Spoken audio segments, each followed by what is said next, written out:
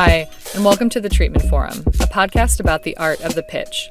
This series demystifies the treatment process for commercial directors and photographers by interviewing industry pros, from agency creatives, producers, and brand strategists to established directors and treatment writers.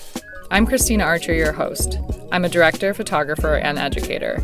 I'm fascinated by the intersection of art and commerce, how ideas traverse from the intangible to the tangible, and how culture shapes advertising and advertising shapes human behavior.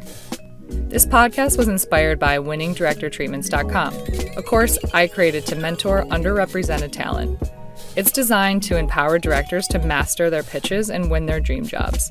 Find out more and enroll on commercialdirectingfilmschool.com.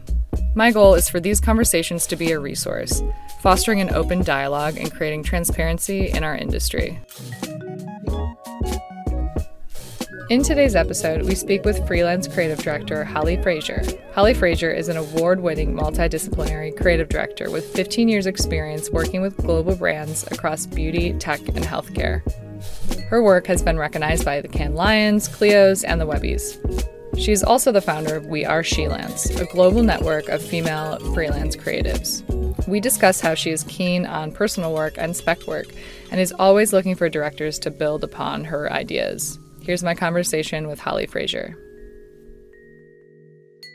So today on the Treatment Forum, I have the incredible multidisciplinary creative director, Hollie Fraser. We are so excited to talk to you about your perspective on the treatment process. And also, just talking about We Are Shelance briefly, is that this big initiative that you created that is this global network connecting female freelance creatives.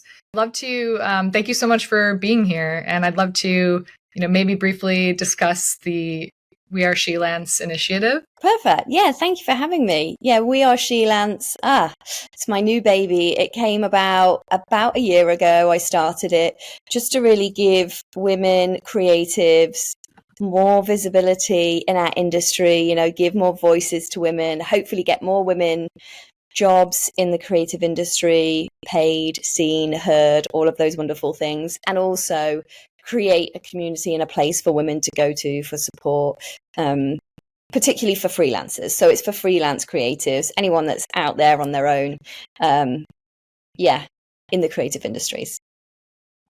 Yeah, I joining the Slack channel already, I just feel the sense of community that's already been very supportive. So that's been really cool to experience so quickly. It just feels like I can reach out about anything that's kind of on my mind, and then we can also really connect each other on a global level.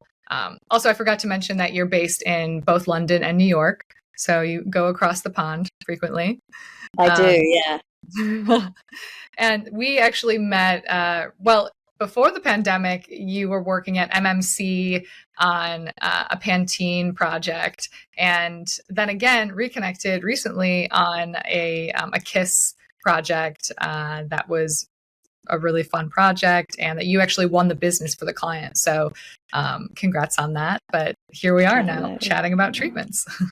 Well, why don't we begin just getting a sense of when you're pitching for new business to win a campaign for a client, what's that process like, and how long does it typically take for you to kind of get a project moving into production when you're ready to find partners? So from actually being briefed to kind of production, I would say it can be anywhere from like 2 months to 18 months. Wow. Like a lot of clients can plan in advance, and they'll be doing like planning very much for the future, which is actually quite stressful because it's like you never know what's going to be happening in 18 months from now. And a lot of the time you want to do work that's like culturally relevant and timely. So that's hard. But I would say most, like a general project, normally 6 months. Like you will be doing rounds of client presentations for a couple of months, aligning stuff before you then probably bring in someone to do a treatment. Mm-hmm. Okay, yeah, that's a pretty big difference of how long you can be on a project. And it's really interesting because, within a year, so much can change, especially with AI sort of interjecting throughout advertising in every single industry. But that's, really interesting. So then when you approach the triple bid and you're talking to photographers or directors and you're looking for someone to execute the campaign, with the team that you're working with, do you lean on your producers to find sort of the best talent, or do you sort of have tabs on a lot of people that you've been wanting to work with, that you already maybe have a personal relationship with, maybe like me, because I think that's how I got brought in. Well, How do you? Do you know what's funny is like a lot of the time personal relationship always helps, but like producers will very much take the brief and then come to creatives, like typically come to creatives with like a recommendation of people. But that being said, there are multiple times that like if I have seen someone that I really want to work with and I love their work and I think it's amazing and inspiring, I will always share directors that I want to work with, and they always are accepted, and like creatives' point of view is very, very valid, like bringing in directors into the treatment. So I think actually having and building those personal relationships is key. Yeah, I think it's just so nice to have things come back, years later when, maybe we briefly were connected a long time ago, like pre-pandemic time just feels so crazy.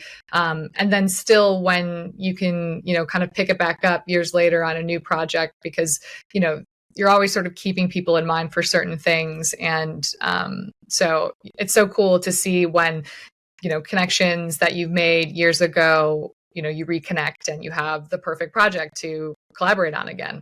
Definitely. That Because does happen. yeah, Which, I mean, like that's crazy to think. So I was actually I was working on the project, then I went on mat leave, and you shot the project. And like Mila, my partner at the time, said how amazing you were, and like the films just looked so good. And I can't remember, there was something else we connected about, and that was like 4 years ago. That's a long time. yeah. That's a long time. Yeah. I mean, in like COVID times, it's like a blur. It's like, but then how do you evaluate when you're looking at work, when you're looking at an artist's work? When do you, I'm assuming you're getting a reel that you're sort of looking through to see and decipher that they're going to be the best fit. How do you land on sort of those? Let's say it is a triple bid, like there's 3 directors, sort of the short list that you want to move forward with, and hearing, what their thoughts are and putting together a treatment. What are you specifically looking for that sort of clicks for you?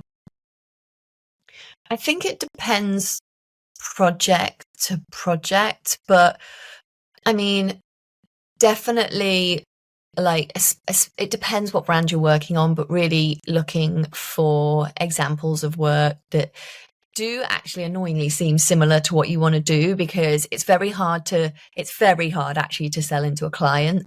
And this is annoying from a director's point of view, because you're like, well, I could do all of these amazing, wonderful things. I just haven't been given the chance yet. But like, you want to show the client, look, this is solid example of like what they can create for you. And they can see their brand in it and see an example of like how you can really elevate a brand and bring it to life in a certain way, which they probably want to take their brand down that avenue. So it is actually a case of like work that feels quite similar. And yeah, I normally kind of have an inclination towards a certain director or photographer based on their portfolio and the previous work they've done for clients, and you'll just be drawn to a certain kind of style that you're looking for each project. Yeah, I mean, I think, seeing the spot on the reel, the comfortability level with the client is a really important part of the process. And it's sort of the luck of the draw. Like if you happen to have something that feels very related in terms of the world building, then it's just so much easier to sell through. Because sometimes, let's say, I always wonder that if you're asked to triple bid, or you're asked to kind of bid a project, but maybe you don't have the exact spot on the reel, how do you suggest somebody go about kind of pitching in strategy wise, knowing that maybe they're not the clear first choice, but you saw something different, like maybe you were looking at their personal work or their passion projects and you really liked their perspective on those. And, is when you have sort of these like three different voices and maybe one is sort of the outlier, is there feedback or is there an approach that you would suggest that could still kind of help bridge that gap for them to help sell them through to a client?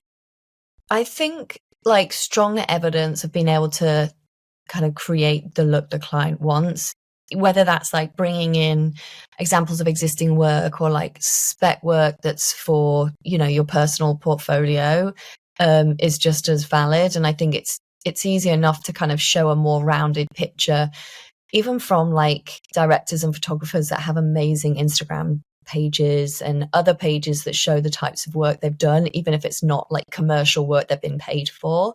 There's definitely lots of different ways to kind of frame it up to get the client buy-in, certainly. What do you think about spec work? So I know you mentioned that. Do you, as a creative, like care if it's on spec, if it's a test, and it wasn't a paid job? Like, does that, get in the way of your perspective, or do you not care if it's showing off a technique? Like, it's super cool and just go for it.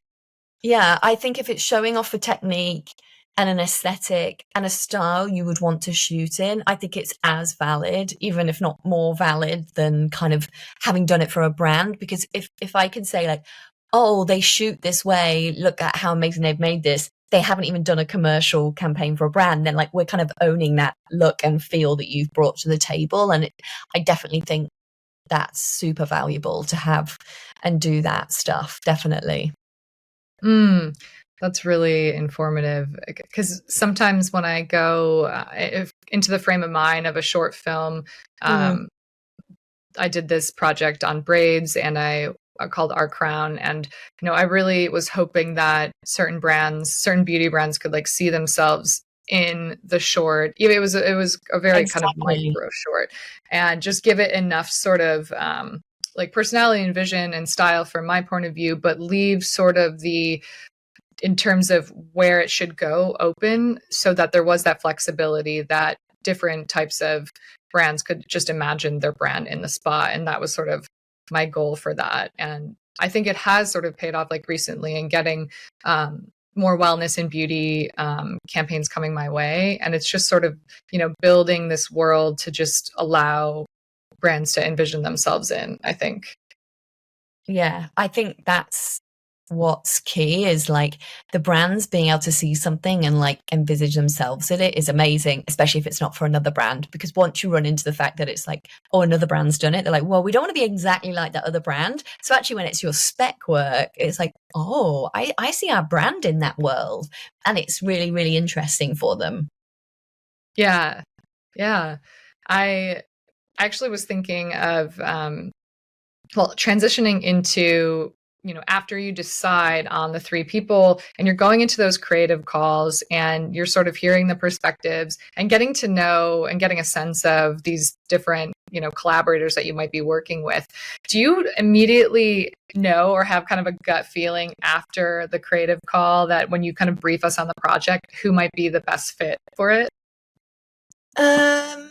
Do you know what? Sometimes people come back with a treatment and it like really throws you off and you're like, whoa, okay, I wasn't expecting that. Like, it's so much better than I was expecting, or like not quite what you're expecting. So I do think it's like really hard to tell.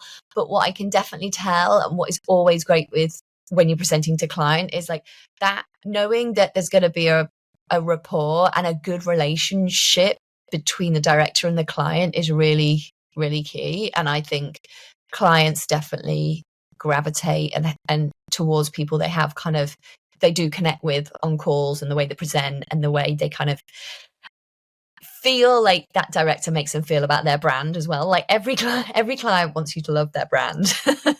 Right. Yeah. Speaking authentically from that point of view, even if you're not like the key demographic of, what they're focusing on, having some kind of authenticity of your experience with the brand in the world, I think always helps. Or even I worked for this, Green Mountain Energy, which is a green energy company, mostly servicing the East Coast, and just connecting on our like shared values of sustainability and production and all of those things was just like, it felt like such a great marriage of being able to kind of bring this campaign to life holistically in a way that was not only like producing something that was focusing on, environmental impact, but also producing it in a way that was mindful. And so, because even though it wasn't really servicing where I live, it was just a really nice way to kind of connect with the client, and it was a good time. So yeah, you just made me think of that. Yeah. So so you're looking at the treatments and you're completely wowed, and maybe you thought you wanted to go with somebody else, but now you're looking at it and you maybe changed your mind. What do you feel like makes a great treatment, or what do you feel like makes it a winning treatment? If there's like an unlock for you that you feel like, no, this is the person I want to put forward, and there's this connection, what are those things that you're looking for? I definitely think having that, like that first initial call with the director or photographer, having that initial chemistry with them yourself, and knowing that they've understood your vision. And for me, like, I always think the winning treatment is like when they add to the creative in a way that like I just did not see or would not have taken to that place, but in such a way that it doesn't feel like it's distracted from your idea, but it's like built upon it, and it really like gets you excited to be like, oh my god, I didn't see it going down this way, but it's going to look really cool now, and I'm so excited. Like, that gets me the most excited, and especially when you have that rapport as well, that's just like an added bonus. Yeah, absolutely. I mean, do you, because you focus, you're a creative director, but also writing and art director. So in terms of like scripts, do you like to see any adjustments or alt versions, or, like you were saying, adding to the idea without necessarily like protecting the core of it? Is that sort of a fine line to navigate? Like maybe if you've seen treatments where they like the artist took the idea in such a different direction that was, way off. Has that happened before? And it's just a little bit too far off from like the core of the idea. Yeah, sometimes. And I think it's a tough one because you want to allow the director to kind of bring their fresh perspective to it and, their innovative ideas. But sometimes you've been through like all this pain to get this script to like this script that's just like, it's probably not perfect anymore, but it's like you've been through about 10 rounds of amends to like sign off a script. Oh, wow. And like, you probably can't change it in certain ways. But I still think like script changes are always welcomed, and different creative approaches, kind of like challenging the conventions, but also like, as long as it stays true to the idea and the brand's essence, I personally always welcome it, because I only see it as like elevating my work. Like, I can only think so far. And I think sometimes, especially if you're a creative who's full-time and you work on a brand over and over and over again for like years, you become very bogged down in kind of like all of the baggage you have from previous campaigns. And it is nice to have that fresh approach. So I do always welcome like script tweaks or changes, as long as it kind of keeps the campaign core. Have you seen recently more AI images in pitches at all? Yeah, and I'm actually doing like a consumer testing tomorrow, and the whole, like, it's wild. Like, the whole board is AI now. It's an AI like consumer testing, like, whereas before it was animatics. Oh wow! Like, it's not a mood board. You would mean like a animatic, but all AI boards. Yeah, it's not actually as far as an animatic, so it's still visuals, but it's like frame by frame done by AI, and then we'll have like tomorrow we're like recording a voiceover for it. Oh, amazing. So yeah, so you guys are using it just in pitch practices for clients and campaigns, but also on the treatment side from directors and photographers. You've also been seeing it come through in those pitches? So I have a little bit, not so much yet, but like with this, we haven't even kind of got any directors treatments yet. This is just purely for testing, and they already established kind of a look and feel with a photographer previously, so it's kind of staying in line with that. But yeah, there is more and more AI in treatments, which I know some clients don't mind, but then some clients are really like, you just don't want to even talk about it being AI. Right. Just kind of gloss over that fact. It's just for pitch purposes. Yeah. But I mean, for like treatments, it's amazing though, right? How do you feel about including AI? I mean, it has been a game changer for me, and I think we're artists and creatives, and our role is to be able to push these things and experiment. And for me to waste, I mean, it's not wasting time, but I can't fill my brain up with legalese and, this kind of start and stop, like, oh, should I be doing this? Should I try this? Like, it's just such a weird way to develop and evolve as an artist. So I'm sort of giving myself permission to just explore freely. And I know that there is so many big issues. There's such disruption coming.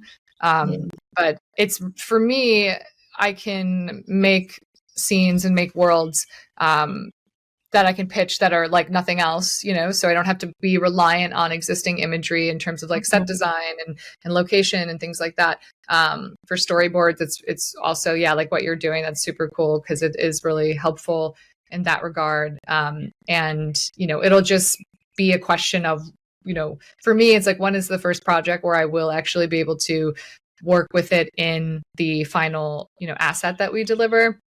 And I tried recently on a project and they were totally open to it because it was so abstract. I think it's something that you couldn't really, it would be really difficult to find any legal issue because it was like a abstract heat map essentially, which was like the perfect reason to kind of use AI for it. But it just didn't just make it through just because of the aesthetic difference between live action. I think there's still kind of that disconnect. So, but I've been really feel very free with what I can explore and just embracing it really. Yeah. But yeah, I mean, what your example sounds so brilliant. I can't wait to see like where that goes or what kind of happens with that. So it would be really interesting to hear how you approach actually that sort of client meeting when you go into the meeting, presenting the options of who you think would be the best for executing this campaign. And, are you presenting just visuals? Are you just presenting the reel or kind of a much more like tightened version of the options? Is anyone reading through the entire treatment? Is that just like nobody reads the treatment? Like, all of those questions I think are always top of mind with, that handoff between like you and that client meeting. And what does that look like? Do you know what? It depends again, client to client. So when it kind of comes to presenting like a director or photographer option to client, I tailor the approach kind of based on the project and the client's preferences. So sometimes I'll share the whole treatment in its entirety, but kind of highlight specific pages that are like align closer to what they're looking for, like or the real nuggets that I think they are really looking for, calling out, like playing back some of their wording and what they're looking for. And then there will be other times like we'll probably like cut it down and do a more high level if they are someone that kind of gets a little bit thrown off or bogged down in elements that like you don't want them to get stuck on. But yeah, I just try to advocate for the director that I obviously like really want to push and aligns best with the client's goals. but it depends whether we share the whole thing or a snippet, but normally most of it. Yeah. Okay. Well, that's good to know. It's always a question of, how far will this go? How many eyes will be on this? I think what's interesting is that this podcast is, very relevant for both. Like I started as a photographer and then grew into directing and then really started to understand the need for director's treatments. But as a photographer, it was so sort of pushed on that part of the industry in a way that was, a lot of photographers aren't writers, and then it kind of, became the new norm. But I still see a significant difference in like the complexities of, director's treatment versus a photographer's treatment. But now I'm wondering if you have different expectations when you see them, maybe especially for photographers, maybe not being writers, and are they much looser or simplified or just visually forward, hitting kind of the high level as opposed to like the story building in a director's treatment? Can you speak to kind of that at all? I mean, I feel like the directors, you get like a really tough job. I mean, like I can't even imagine how long it takes you to put those treatments together. Maybe you just become like really super quick at it, but I'm like, oh my gosh, and you haven't yet got the job. Like photographers, I feel like I wouldn't even barely say I see a treatment, just more like an overview of like relevant work. So it feels like way less of a heavy lift. And interestingly, like, when I specifically worked on a fashion brand and they very much trusted us and we had this amazing art buyer and she would just be like, this is a cool photographer. We're going to get them to shoot it. This is their stuff. And the photographers weren't even putting a treatment together. We were just sharing some of their relevant work. Yeah, I mean, that's really helpful to sort of like level set and kind of set the expectations in those nuances and in those differences, because it really is, about the work. It's about the reel. It's about the portfolio, like the work that you've done and that you can kind of show case like how your vision can come to life, for this specific brand. Is there any do's and don'ts you would say for the treatment writing process? Perhaps some people are using ChatGPT. There are things that I think people fumble in the beginning when you're sort of just starting out, being an emerging director, and maybe you don't have all of the support of a production company to sort of put together this like beautiful layout for you. So you're navigating all of those things, the design, the image pull, and the writing yourself. Sometimes I feel like it can tell, but, are there things that are kind of glaring to you that feels like, never do this, like don't approach it this way. Do it this way. Is there any high level that you would sort of give to an emerging director or photographer? I wouldn't say I've got any do's and don'ts. I guess I have not scrutinized it to that degree, but I think like demonstrating a real understanding of the brand and the project and what it is they are looking for out of it, and then bringing your unique perspective to that is key. And then I think clients always get nervous, right? Because they're spending their money, and so they want to make sure they're going to get what they're looking for. So I think really bringing that element of confidence and reassuring them that even if you don't know what you're doing and it's the first time you've shot like this, really pushing the confidence level up, especially like when talking to clients and the way you talk about your work and how you've worked before, because I think like just reassuring them like that they are going to get exactly what they're looking for is what they need. And it might just seem silly, but it really kind of might give you that, even if you haven't shot exactly what they're looking for before, giving you that element of reassurance to them will really do you a big favor. I love that advice. I love that way of putting it, just because I think in a way you're also maybe saying that in the way that you're writing the treatment, I'm always wondering, who's my audience? Like, who am I talking to? Am I talking to the creative team, or am I talking to the client, or am I talking to both? And I kind of feel like maybe the answer is still both. Because it's always nice to know, like, who am I talking to on the other end of this? And to me, it sounds like, yeah, instilling that confidence from your point of view, making sure that you're really talking directly to the client as well. Is that sort of accurate, do you think? Yeah, because I think, I definitely think, creatives understand the struggle more. And if they see stuff where they can see an element of what you've captured before, even if you're a first timer or like it's the beginning of your career, like I don't think, or at least I'm not as worried. I'm not worried. I don't necessarily feel like I need reassuring. If I see it in a couple of photos, I'm like, I'm sure this will be fine. But I think, the reassuring of clients when you're having a presentation and of like you want to make sure creatives feel safe in your hands. So always kind of being confident is good. Yeah. But I think it's good to know that kind of talking to both sides, because it's sort of interesting when I'm like, am I talking to just the creative team and then they sort of like mess with it and retake the pitch, take a couple pages, and then they pitch me. But in a way, it's like I'm talking to everyone. Like I'm talking to both from both angles, creatively and strategically, to a client to instill that confidence that they're going to get above and beyond what they, expected. So that, it's really, really good to hear. Do you have any opinion on sort of the length of a treatment? And, I don't know how many campaigns you're, managing or how many different clients you're working on at any one time. But I do think it's interesting to think about on your end, you're getting these like huge documents that you sort of have to process and evaluate. And, do you have a preference? Do you like them long? Do you like them short? Do you really not care? Does it not impact your decision at all?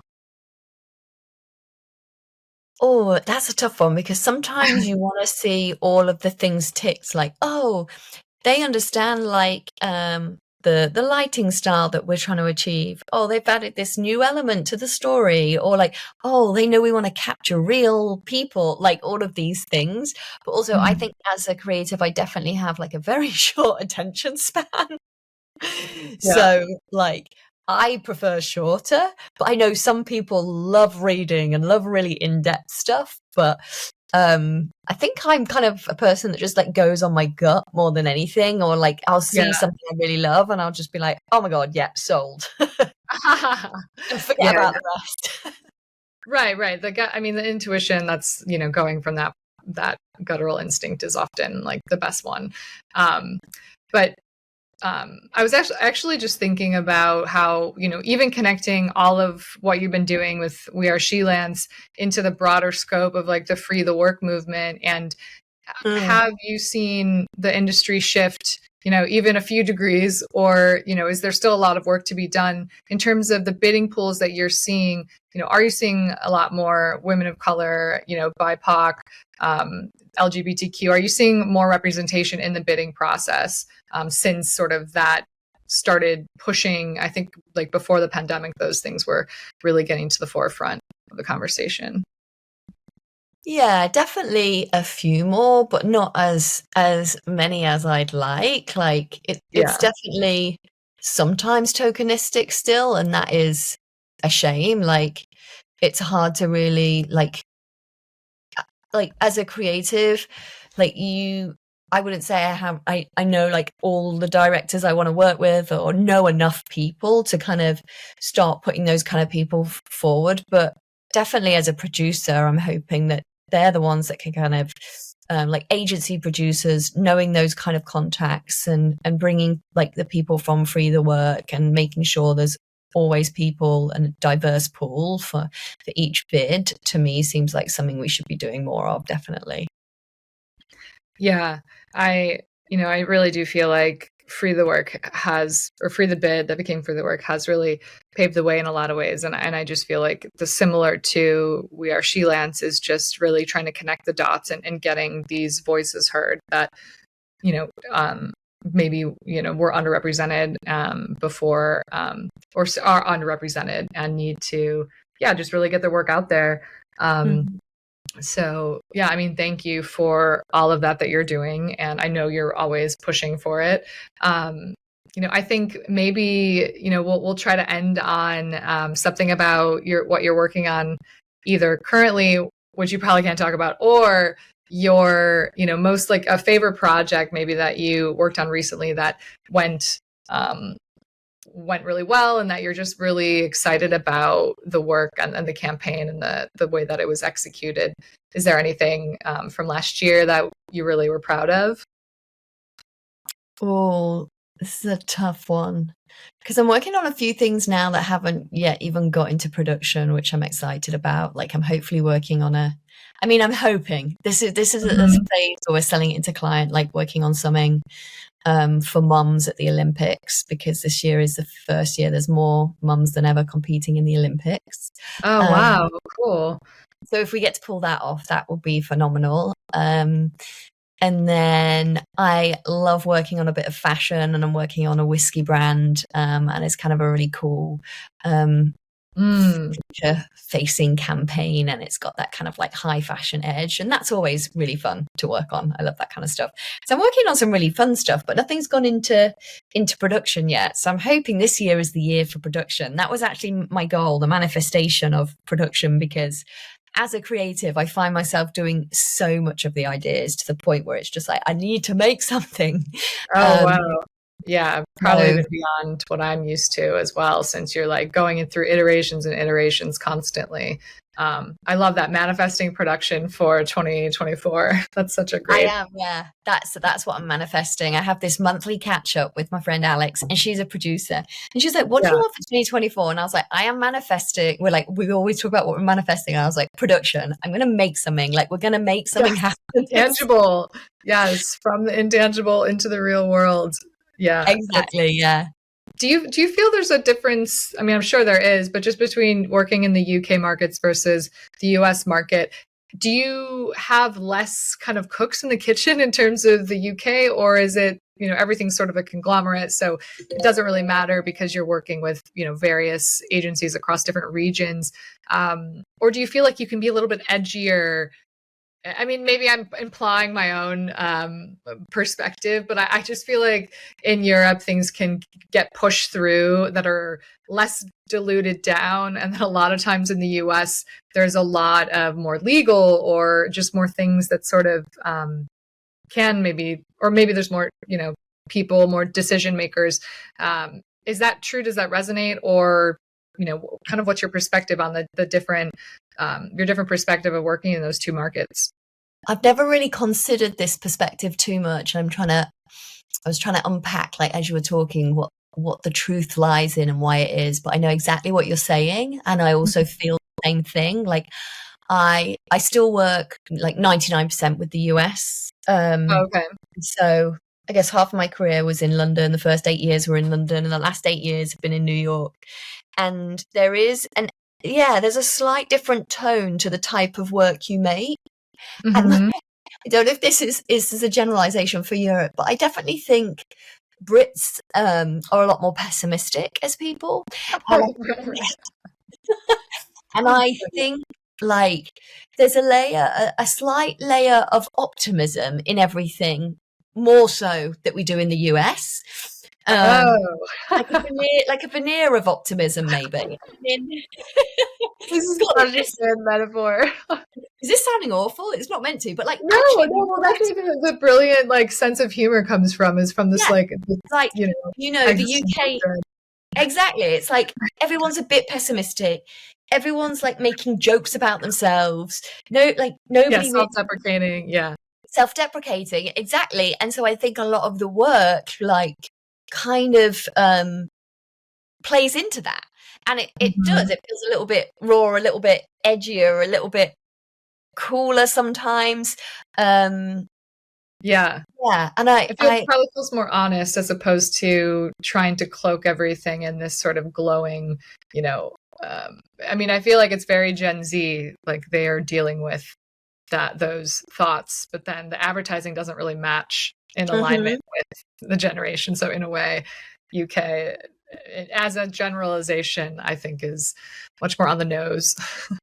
Yeah, definitely. And I think like I don't know, like since COVID, everything's become so much more global. Like we should be seeing more of that like European influence in the US as well as like US influence in the UK and Europe because we watch so much, like, we watched the Super Bowl in Europe and, you watch the World Cup in the US. Like, it's all of these crossovers in global cultural moments. There's way more ads and commercials that are seen globally, like this thing for the Olympics. Like, yes, it's a US market first, but then it's also got to be like global because moms across the world are going to see it, right? So but it's also like every market's different as well, so sometimes you fall short if you're trying to make something that is going to work for multiple markets, because sometimes you just can't. Like trying to make it for everything just really might even, niching down to the message is also something you're constantly, I'm sure, considering. Like you try to make something that's for everyone and it becomes for no one because it's too broad, and like sometimes you just have to tell a story that really touches a few people and really, really touches them well. Otherwise it can be too broad. Well, storytelling and manifesting production, I'm right there with you. I think I'm doing the clicks. last year with the strikes and all of that, like unrest, I'm hoping there's a big, comeback. And I don't know if that impacted you at all, but I'd love to just hear, like, where can people find you? Where can they join We Are Shelance, and maybe just share like where people can reach out? Yeah, you can reach out to me for Shelance at Hollie at weareshelance.com, or look for Hollie Fraser on LinkedIn and follow me on there. Oh no, thank you for having me. Yeah, it was very insightful. Thanks so much, Hollie. Thank you for listening to the Treatment Forum. Share this with anyone you think could find these insightful conversations useful to growing their career. Please subscribe and write a review to help this resource get into the ears of the right people. If you are interested in learning more about mastering your pitches, visit winningdirectortreatments.com, where I offer a free consult to answer any questions about the course. You can reach me directly on my website and Instagram at archerstudio.co. Excelling at your craft is just the first step, but your success lies in your ability to clearly and succinctly articulate your vision.